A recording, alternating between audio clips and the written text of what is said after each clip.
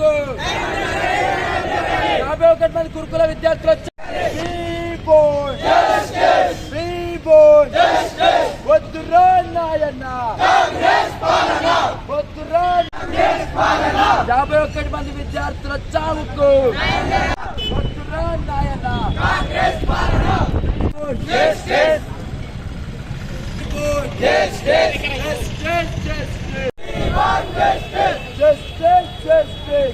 విద్యార్థుల చావుకు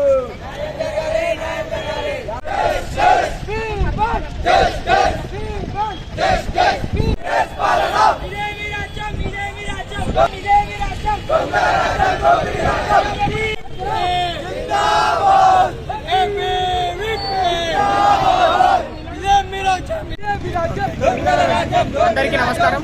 నా పేరు హరీష్ రావు.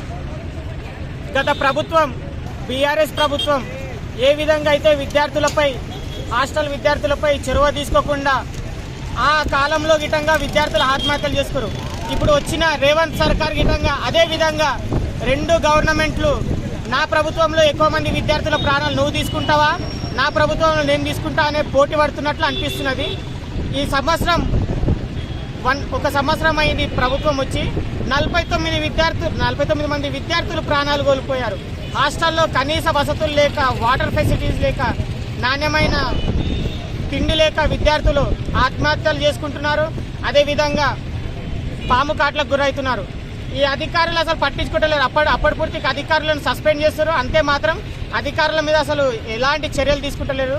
ప్రభుత్వం రేవంత్ రెడ్డి గారు మీరు ఢిల్లీకి తిరగడం వాటిపైననే దృష్టి పెట్టండి, కానీ రాష్ట్రంలో ఏ విధమైన విద్యార్థులకు ఏ విధమైన అన్యాయం జరుగుతుందో వాటిపైన దృష్టి పెట్టడం లేదు. అదేవిధంగా వికారాబాద్ గడ్డ స్పీకర్ గారి టౌన్లో గిటంగా ఫుడ్ పాయిజన్ అయింది. అదేవిధంగా మొన్న నారాయణపేటలో ఫుడ్ పాయిజన్ అయ్యి 51 మంది విద్యార్థులు అస్వస్థతకు గురైంది. ఈ సంవత్సరం మొత్తం 886 మంది విద్యార్థులు ఫుడ్ పాయిజన్కి గురై వారు ప్రాణాలతో పోరాడారు.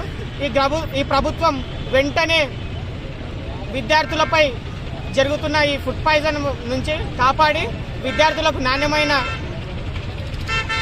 ఆహారాన్ని కల్పించాలని కోరుకుంటున్నాం.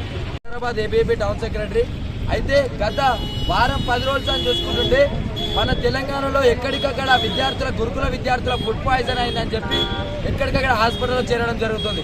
అయితే అట్లా హాస్పిటల్లో చేరిన వారి సంఖ్య రోజు పెరుగుతున్న కొద్దీ ఈ రోజు వరకు మన తెలంగాణలో 51 మంది విద్యార్థులు ఫుడ్ పాయిజన్ అయ్యి గురుకుల పాఠశాల విద్యార్థులు చనిపోయారు. అయితే గత ప్రభుత్వం బీఆర్ఎస్ ప్రభుత్వంలో కూడా ఎంతో మంది విద్యార్థుల ఆత్మహత్యలు ఫుడ్ పాయిజన్ అయ్యి చనిపోయారు. అయితే గత ప్రభుత్వం బీఆర్ఎస్ ప్రభుత్వం అలాగే ఈ ప్రభుత్వం కాంగ్రెస్ ప్రభుత్వం రెండు ప్రభుత్వాలు విద్యార్థులను బలి తీసుకోవడంలో పోటీ పడుతూ ముందుకు సాగుతున్నాయి. అయితే ఇంకెన్ని రోజులు ఇట్లా విద్యార్థులను నిర్లక్ష్యం చేస్తారు? అయితే విద్యార్థుల ఓట్లు లేవని చెప్పి విద్యార్థులు నిర్లక్ష్యం చేస్తున్నారా?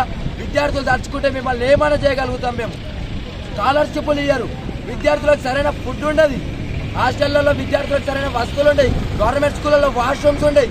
ఏ ఒక్క వసతులు కరెక్ట్గా లేకుండా ఈ గవర్నమెంట్ విద్యార్థులను ఎందుకు నిర్లక్ష్యం చేస్తుంది? విద్యాశాఖ మంత్రి లేడని అడిగితే ఆయన రేవంత్ రెడ్డి సార్ నేనే విద్యాశాఖ మంత్రిని అని చెప్పిండు.